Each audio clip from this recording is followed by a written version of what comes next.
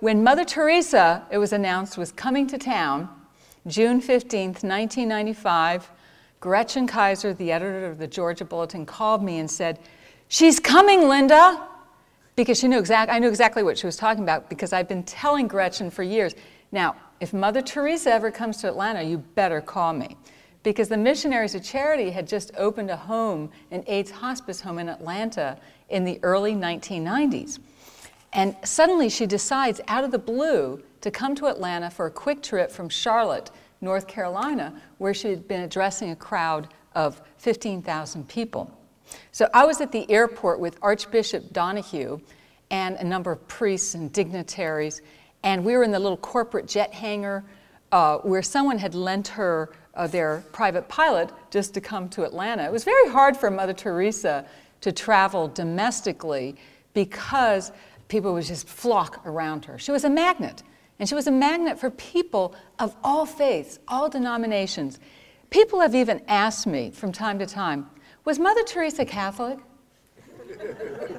I mean, she wore this blue and white sari, right? I mean, that doesn't mean it's a habit.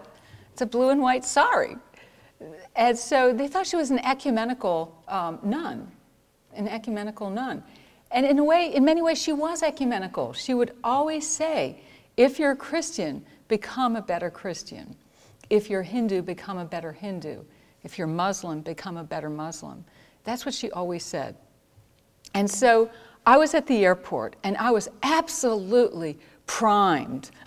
You know, when you're like, you're ready, you've been cooking in the oven for a long time, and now you're ready. You're ready for the icing.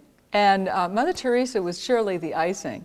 And so I'm standing on the tarmac, and I have of course, my 3 Nikons with long lenses, and I saw Mother Teresa getting off the plane, and they'd put this cute little red carpet in front of the stairwell for her to walk on. Like, she probably didn't even notice it. And a couple of these big guys came around her, flocking with these blue and white striped umbrellas. It was a beautiful picture. Mother Teresa in their blue and white striped sari, and the blue and white striped umbrellas, you know, on top of protecting her from the drizzle, the rain. And I see her through the lens of my camera. That was my first view of Mother Teresa, through the lens of a camera. And what a beautiful sight it was. I felt like I was just like, oh. I didn't want to take pictures. I just wanted to stand there and look at her. But of course, I'm a very responsible person, and I went into this photo mode, and she goes up to Archbishop Donahue and kisses his bishop's ring.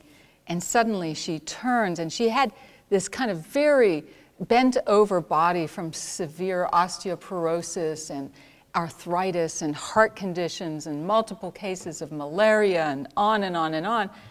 And she turns in that look, and she peers up over the sari that's, you know, falls down over her eyebrows. And all of a sudden I see her eyes piercing me through my lens. And I'm like, Mother, you're not supposed to do that. Like, why is she looking at me? You know, it's kind of warm in here, and I'm wearing this, like, I thought it was going to be cold up here. I brought sweaters. And so, and I'm getting, like, heated from her. She's, like, staring at me through this lens. And the look in her eyes surely said to me very clearly, I heard her. I told you I was primed. And the look in her eyes said, put down your cameras. And I was like, yes, ma'am. And I just let them drop off my shoulders, you know, with the straps hanging. And I'm just standing there. And she begins walking towards me like this. And Gretchen, standing next to me, the editor of the paper, and she's like, and she walks straight up to me and just grabs my hands like this. And she had these amazingly big hands for being such a tiny woman. And she just enfolded, I have big hands, and she just enfolded my hands in her own and held them right up to her heart like this and stared into my eyes. And I'm like, I had all these words prepared, like if I ever got to talk to her, and I went blank. And I felt like I was just lifted off the ground, and I was like floating. Father Groeschel, who I interviewed a couple years ago about his 30-some years with Mother Teresa, said to me he met her for the first time in a little Manhattan apartment, and he felt like he was floating in a field of daisies when he first met her. And he said, then I knew that she was a woman to contend with.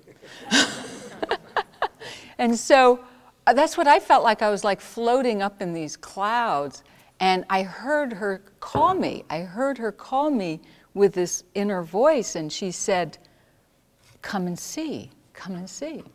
And I'm like, yes, yes. It was the calling I had been waiting for, the calling I'd been anticipating, the calling, and I knew that it was a deeper calling than just photography. I knew there was some depth to this calling.